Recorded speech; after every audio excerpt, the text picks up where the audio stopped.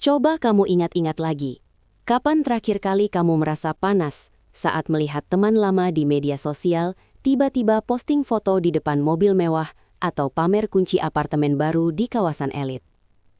Rasanya ada yang mengganjal di hati. Semacam tekanan tak kasat mata yang membisikkan bahwa kamu tertinggal jauh di belakang. Padahal, kamu tidak tahu apa yang sebenarnya terjadi di balik layar ponsel mereka. Fenomena ini sering disebut sebagai luxury fever, sebuah kondisi di mana seseorang jauh lebih takut terlihat miskin dan tidak relevan daripada benar-benar jatuh miskin secara finansial. Kita hidup di era di mana bungkus lebih dihargai daripada isi, sehingga banyak orang rela melakukan apa saja demi memoles citra luar agar dianggap sukses, meskipun sebenarnya pondasi keuangan mereka sedang retak dan penuh dengan lubang hutang yang menganga lebar.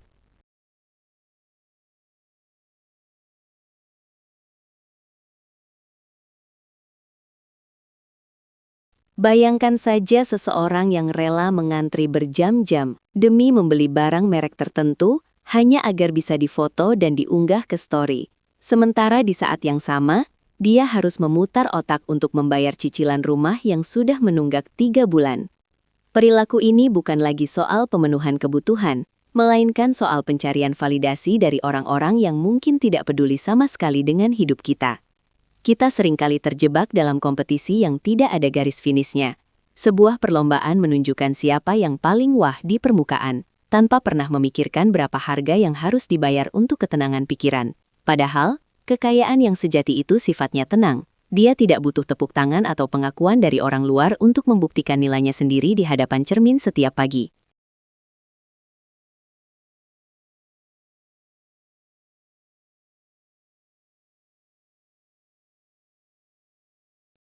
Ironisnya, semakin keras seseorang mencoba menunjukkan bahwa mereka sukses, biasanya semakin besar pula rasa tidak aman yang mereka sembunyikan di dalam dirinya. Pamer adalah mekanisme pertahanan diri bagi mereka yang merasa bahwa tanpa barang mewah tersebut, mereka tidak memiliki nilai apapun di mata lingkungan sosialnya.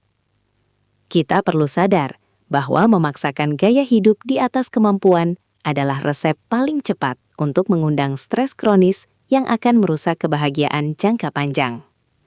Jika hari ini kamu masih merasa perlu membuktikan sesuatu kepada orang lain dengan cara pamer, mungkin itu tandanya kamu belum benar-benar sukses, karena kesuksesan yang sesungguhnya tidak pernah butuh validasi dari jempol orang asing di media sosial yang bahkan tidak mengenal namamu dengan baik.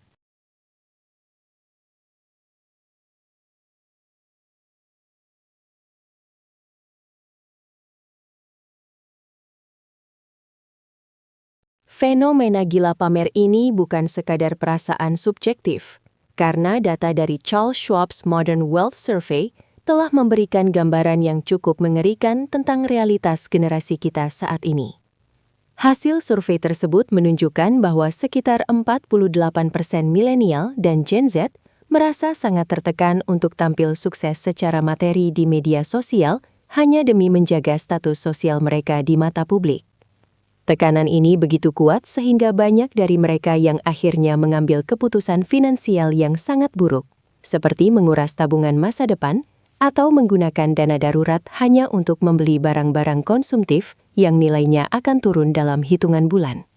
Ini adalah alarm keras bahwa standar sukses kita sudah bergeser dari stabilitas ekonomi menjadi sekadar estetik visual yang bisa dipamerkan dalam durasi 15 detik saja.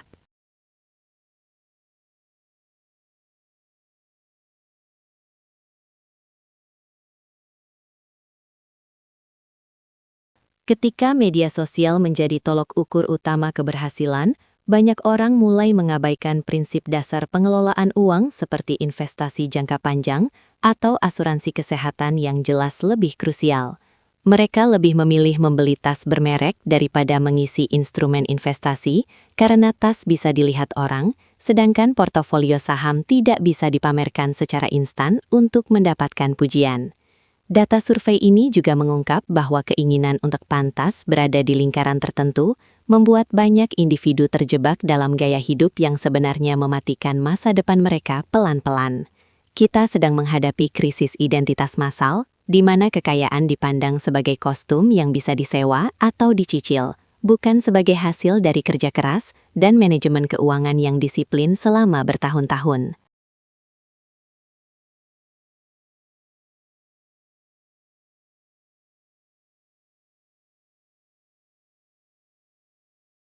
Jika kita terus membiarkan tren ini berlanjut, kita akan melahirkan generasi yang secara penampilan terlihat sangat kaya, namun secara aset sebenarnya nol besar, atau bahkan minus.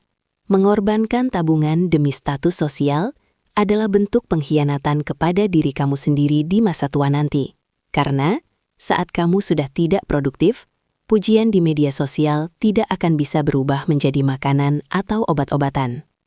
Kita harus berani memutus rantai keinginan untuk selalu terlihat hebat di depan orang lain dan mulai fokus pada angka-angka nyata di rekening bank kita sendiri. Jangan sampai kita menjadi bagian dari statistik yang tampak mentereng di profil Instagram, namun hancur lebur saat menghadapi tagihan di dunia nyata. Sebab, validasi palsu tidak akan pernah bisa memberikan keamanan finansial yang nyata.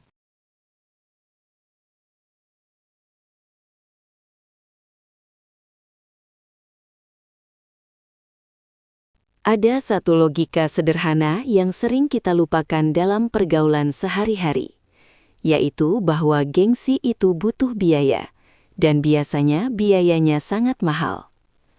Banyak dari kita yang bekerja luar biasa keras, berangkat pagi pulang malam, hanya untuk mendapatkan uang yang kemudian habis digunakan untuk membiayai gaya hidup yang sebenarnya tidak kita nikmati secara tulus. Kita membeli barang-barang mahal bukan karena kita membutuhkannya, tapi karena kita ingin membuat orang-orang yang bahkan tidak kita sukai merasa iri atau terkesan dengan pencapaian kita yang nampak hebat. Ini adalah jebakan logika yang sangat melelahkan, di mana kita menjadi budak dari persepsi orang lain dan kehilangan kendali atas kebahagiaan serta waktu yang kita miliki setiap harinya.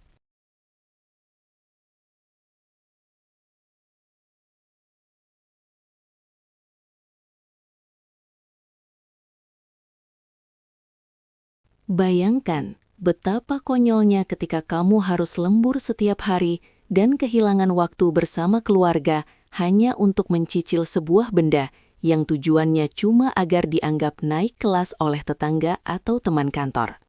Kita seringkali lupa bahwa orang yang benar-benar kaya justru cenderung hidup sederhana karena mereka tidak merasa perlu membuktikan apapun kepada siapapun lagi.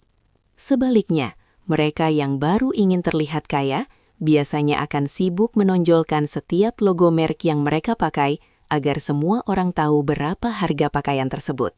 Siklus ini akan terus berulang dan menghisap energi serta keuanganmu sampai habis jika kamu tidak segera sadar bahwa tepuk tangan dari orang lain itu sifatnya sementara, sedangkan hutang yang kamu buat untuk pamer itu sifatnya sangat nyata dan menetap.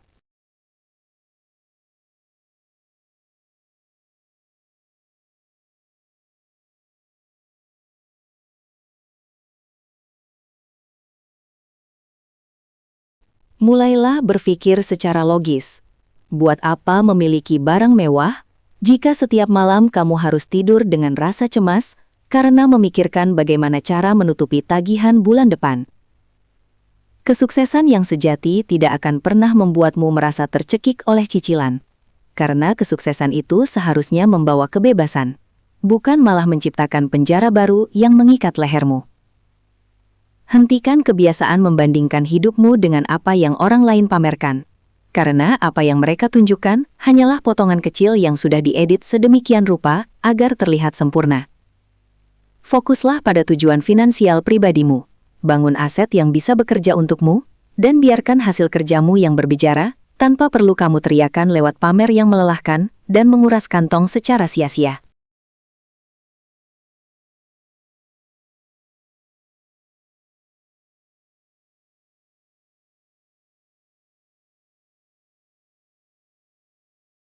Masalah mendasar yang sering membuat orang gagal kaya secara finansial bukan terletak pada seberapa kecil gaji yang mereka terima, melainkan pada ketidakmampuan mereka membedakan mana yang merupakan aset dan mana yang merupakan beban.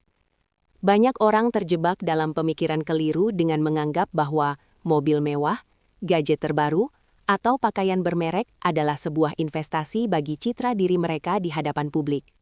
Padahal, secara logika uang, barang-barang tersebut adalah liabilities atau beban yang nilainya akan terus merosot setiap detiknya, dan justru menyedot uang keluar dari kantongmu untuk biaya perawatan dan pajak. Tanpa pemahaman mendalam tentang perbedaan ini, seseorang akan selamanya terjebak dalam roda hamster, bekerja hanya untuk membiayai benda-benda yang sebenarnya sedang menghancurkan masa depan ekonominya.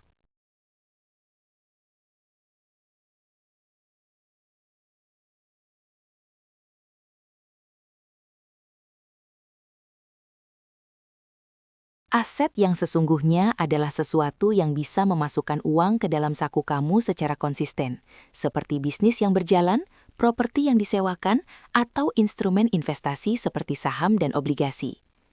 Sayangnya, aset-aset ini seringkali membosankan dan tidak bisa dipamerkan secara visual di media sosial, sehingga banyak orang lebih memilih membeli beban yang tampak berkilau daripada aset yang memberikan keamanan. Kita harus belajar untuk menunda kesenangan sesaat demi mencapai kemandirian finansial yang jauh lebih berharga daripada sekedar pujian, "Kamu keren banget" di kolom komentar. Jika kamu lebih bangga menunjukkan barang yang kamu beli daripada menunjukkan pertumbuhan tabunganmu, maka kamu sedang berada di jalur yang salah menuju kekayaan yang abadi dan tenang.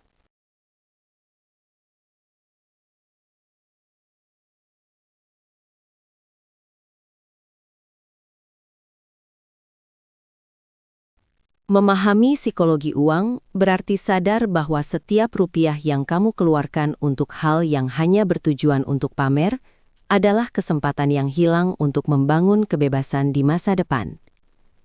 Kita perlu berhenti menjadi konsumen yang rakus akan pujian dan mulai menjadi investor yang cerdas dalam mengelola setiap peluang yang ada di depan mata.